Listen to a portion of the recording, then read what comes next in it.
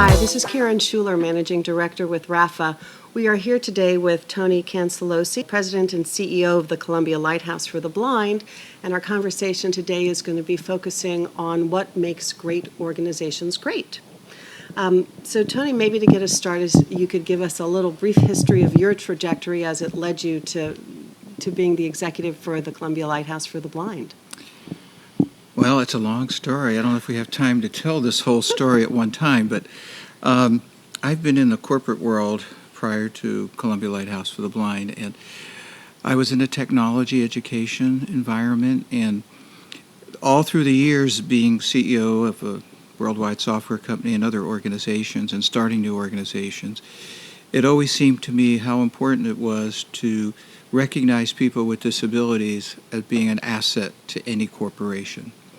Starting back when I first started my career with working with Vietnam veterans who were coming back from a war that no one liked, but they needed to be served. So working with service-disabled veterans in the late 69, 70, started the interest for me to eventually work with people with disabilities.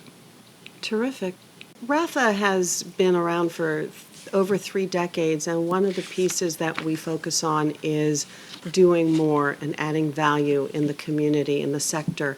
And one of the pieces that I would love to hear from you about is, as you look at your trajectory, which involves both the private sector and the nonprofit sector, what are some themes that you have seen in terms of your leadership and the organizations that you've been with that are indicators of great organizations being successful? Starting out with the technology companies, we were very driven by making sure that we listened to our employees, to make sure they felt that we cared about them by listening and by giving them what we heard from them, good direction. But all the elements of the environment that you live in is going to create what I would call the culture of the organization. And so listening and preparing the work environment for people to feel that when I come to work, I'm comfortable. And have you found that the culture of organizations has differed between some of your work in the technology sector versus your work now in the nonprofit sector? Well, I think business fundamentals are applicable to both. In the for-profit world, I was part of a public company. We were driven by profitability. We were driven by shareholders' equity, shareholders' value. But yet, even though we were driven by those things, we still had the thinking power of helping other people, so that if we were successful, we share that success. So when you get into the nonprofit community, it's driven by mission, it's driven by desire, and a need. So when you try to put the two together, you got to figure out that business fundamentals are applicable. You can't forget that you have to generate profitability, whether you're in a for-profit or a nonprofit. Because if you don't have that mindset, you might fail. And when you look at the nonprofit sector in particular, what has been your experience in terms of looking at the business model of a nonprofit and helping that nonprofit migrate to a business model that makes sense for the organization so it can continue to sustain its mission work? Right. Well, one of the things that was quite obvious when I first got into the nonprofit as a CEO was that you cannot bring your for-profit culture instantaneously to a nonprofit. You really have to adjust to what the nonprofit's mission is and how they're going to operate. But you do bring the business fundamentals to that. But you have to understand the culture, the people, and more importantly is what's your impact going to be and sustainability of that organization for the future. And when you think about sustainability, one of the pieces that we often focus on here at Raffa is the distinction between organizational sustainability, which may or may not be in the best interest of the mission, versus mission sustainability.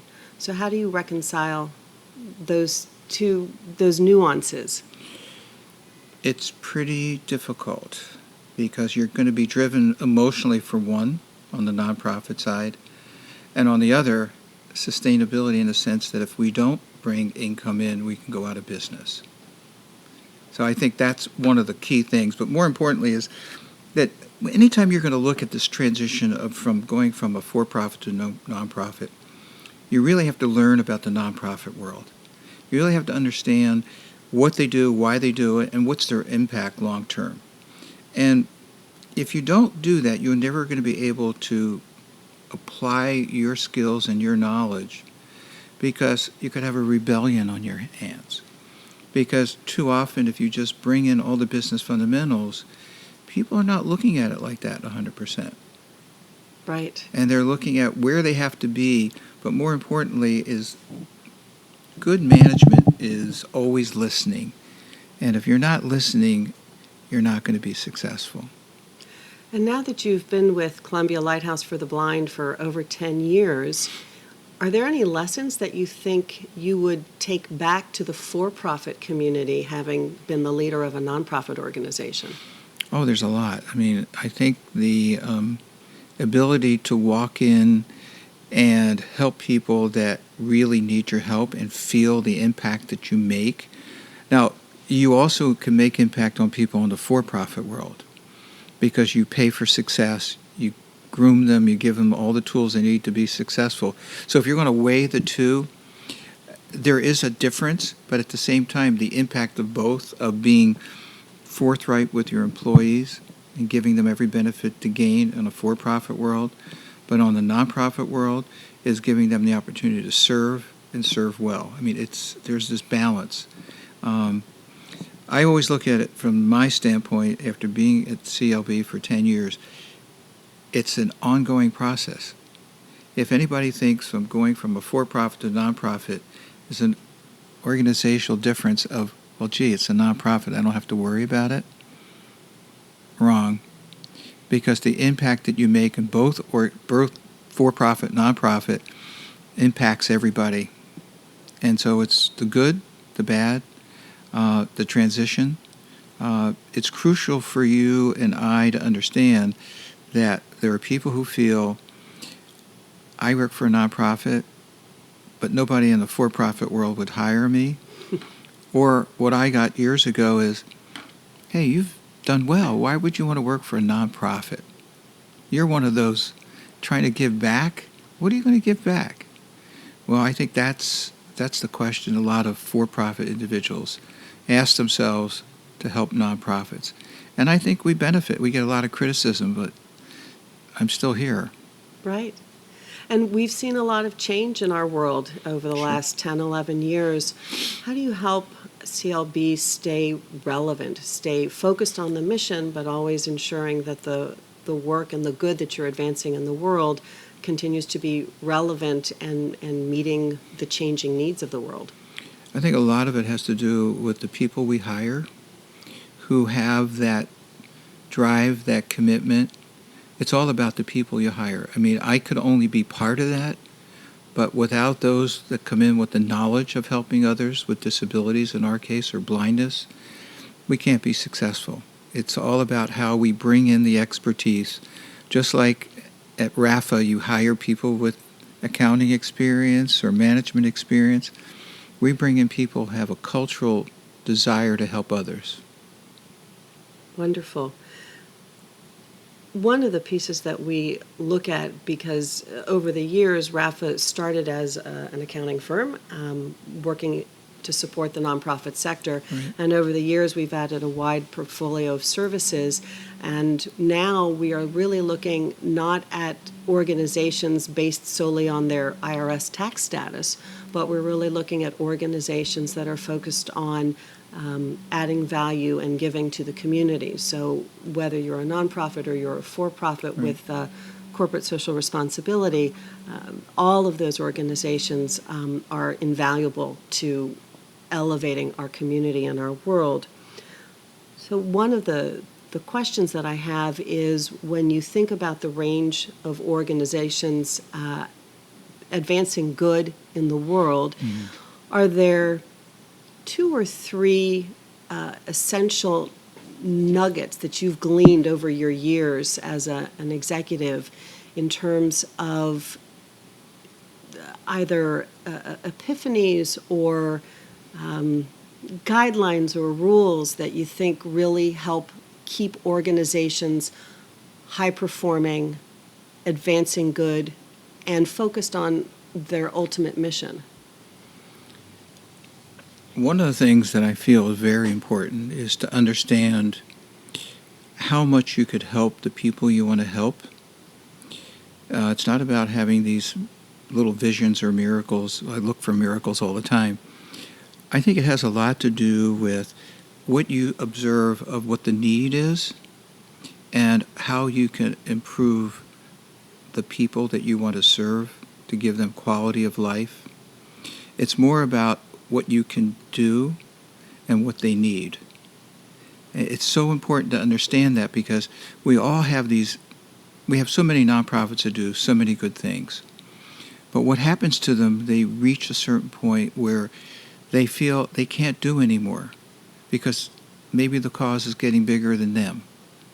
But what they have to realize is that you've got to continue to recruit people to believe in what you believe in so you can solve what the issues are.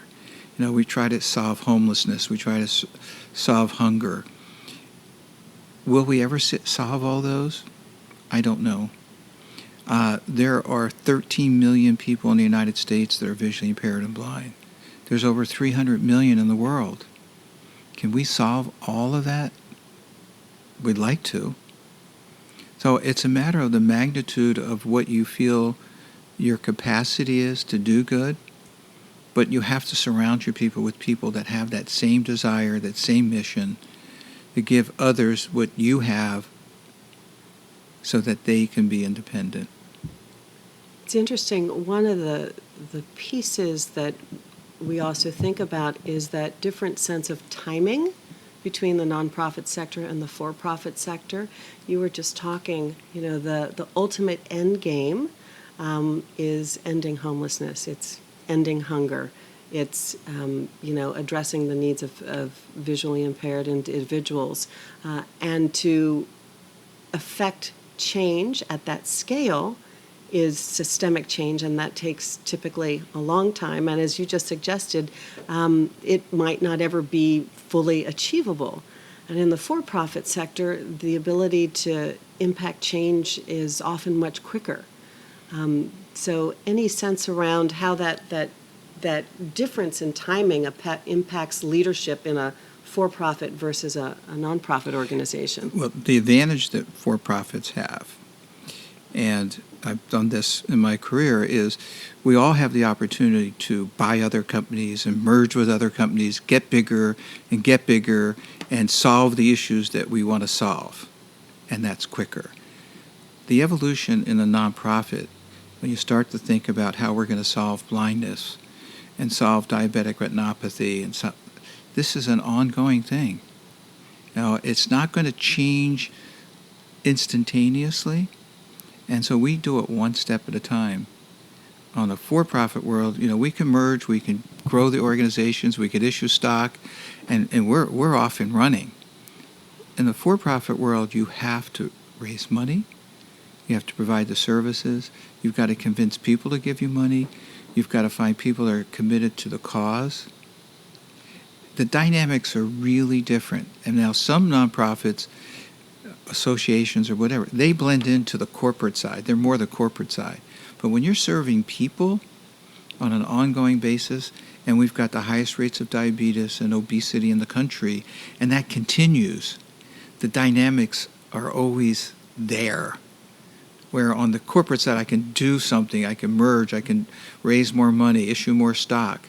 But on this side, it's all about people and solving those issues. And it's like turning a battleship around.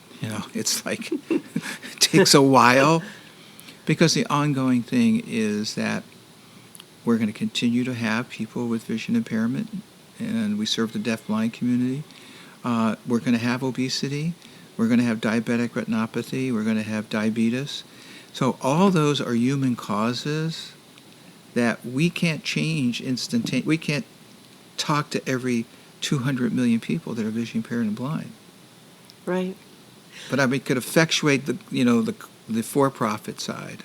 And so when you stepped into the CEO position at Columbia Lighthouse for the Blind, did you have a sense in advance of that change, that difference in dynamics in a large nonprofit organization versus the corporate world? Not really.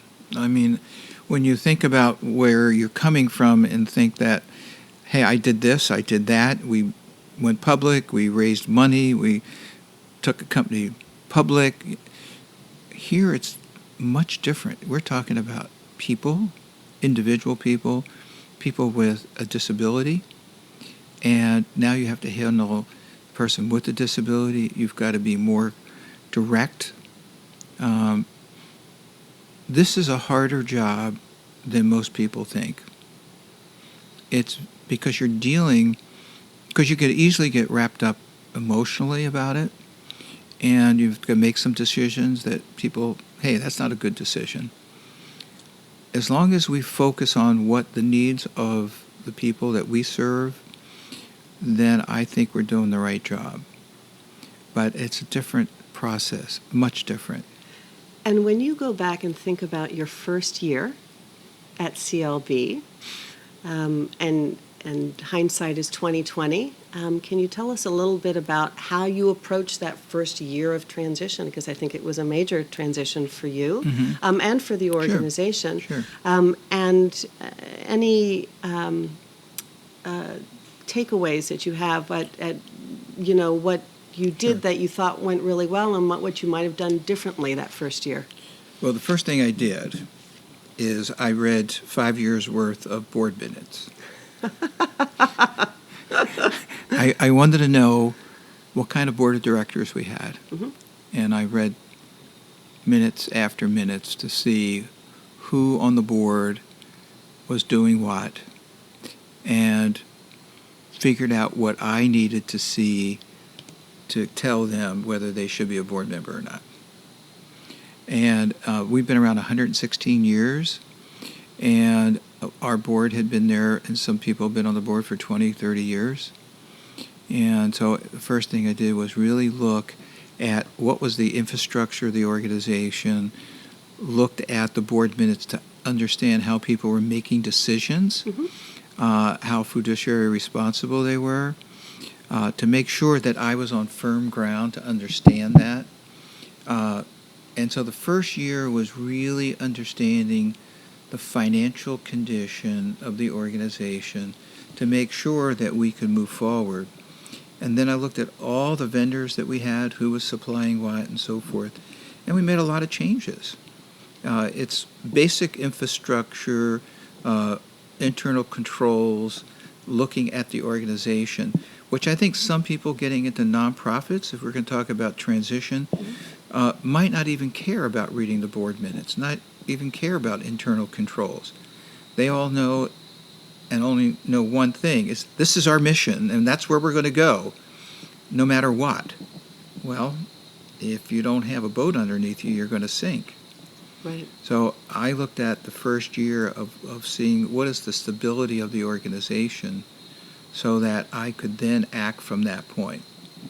And then I really tested the board members who were the treasurers and, the secretary and the chair, and making sure, very candidly, making sure that we were adhering to our bylaws and our governance so that we would not be in any trouble by not doing that. And I just went through that with our accounting firm just now, and I think we had a little discussion about what I thought and what they thought, and I think we might be right, but anyway, that's to be determined.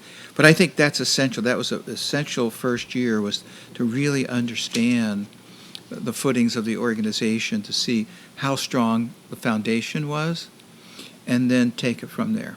Right. And I'm assuming that your first year, tying us back to the start of our conversation, you did a lot of listening. I had to, and a lot of reading. No, yeah, I did. As you know, when you're getting a new job, all the interviews you have to go through, and I said, well, what I'd like to do if I get the job is I'd like to interview every board member individually. Mhm. And that's what I did. And from that, I found that some of them wanted to be off the board, and they resigned. Because they've been there such a long time and doing good, but now the mission is changing. Can you still fulfill your board obligation? Right. And if you look at the last 10 years of leadership at CLB, and you think about CLB as a force for good and an organization that's advancing good in the world, what do you think are the 3 or 4 components of the organization that are advancing good in the world? What's contributing to the success of the organization? It has to be our employees. If you look at our infrastructure as an organization, we do a lot of training. We do a lot of clinical work. Without their expertise and their certifications to really help the people that we need to help, it's important, because if we don't do that, we're just going to be like a scattergun. We're not going to get where we have to get to. So the people are very important. 2 is to really get the right people that have the certifications to be certifiable so that we know we're giving our consumers the best of the best. The third part is fiduciary responsibility within an organization. Having a board of directors that are a functional board, not a 30-person board, but maybe a 9, 13, even 11 board, that these board members are very functional to what the organization is. So if you look at our board today, we have one of the leading ophthalmologists, doctors, oncologists, probably in the country on our board. We have an individual who is the president of the federation for this local area. We have another person who's an expert in government contracts. We're a government contractor. We have another person who's excellent in executive search and HR. And then we have 2 senior level strategic thinkers with our strategic planning and so forth. That makes up what you really need in a board, functional board, because there's so many boards that are dysfunctional. The last part is, how do we present ourselves to the world? How do people perceive us? We've been around 116 years. There are people who love us, and there are people who say, you don't give us enough. And I think that's normal. It's like shareholders' value. You're not increasing the value of my stock. We got to throw the for-profit stuff back in, right? But I think we are going through lots of transition because there's more people that are losing their sight than ever before. There's 158 million baby boomers, and they're all going to reach their capacity by, I think, in the next 2 years, 65. We've done a lot of research, and I can quote this feeling comfortable. 1 in 3 over the age of 65 could lose their sight. Wow. So if anybody does the math, it could be close to 50 million people. So the real question for us is, how are we going to serve those people? And the ultimate is accessibility, assuring that people have accessibility to any website, to anything that you and I have available to us. Transportation, that's a big thing. Can they ride metro? Can they ride buses? Take cabs. I didn't say Uber, but cabs.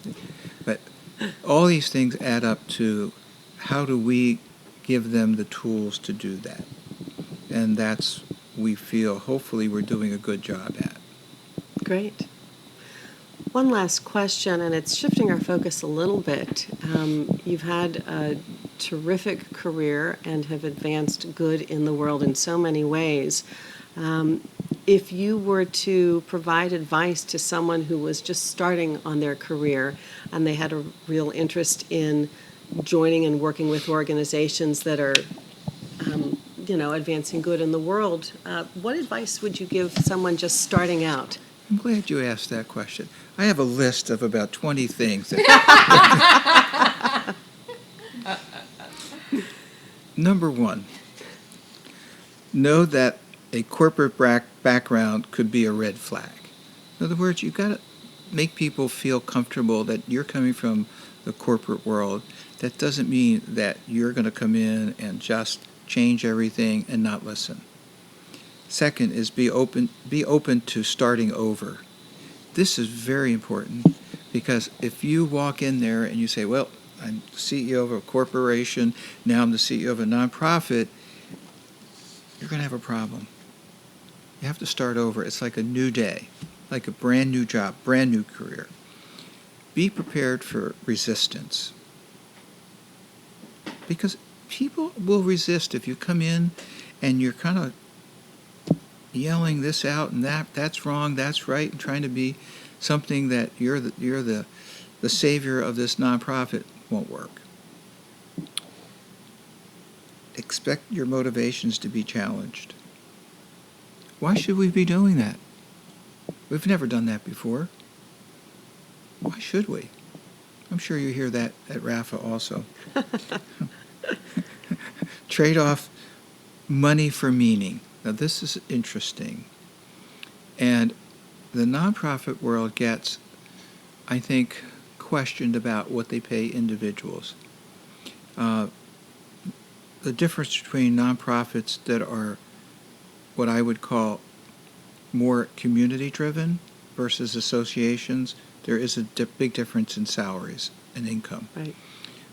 We try to package our salaries by doing salary analysis, industry analysis, and we try to give, and everybody said, well, if you work for a nonprofit, you're not going to get paid a lot, but you're going to get all these benefits. True, maybe not true, but we try to do that.